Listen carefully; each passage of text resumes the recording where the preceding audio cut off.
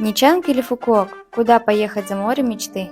Смотри до конца и выберешь свой идеальный пляж. Ничанг – это город, движ, рестораны и клубы.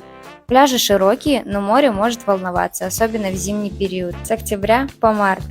Песок золотистый, людей много. Это Вьетнам в ритме большого города. Фукуок – это тишина, пальмы, бунгало у моря.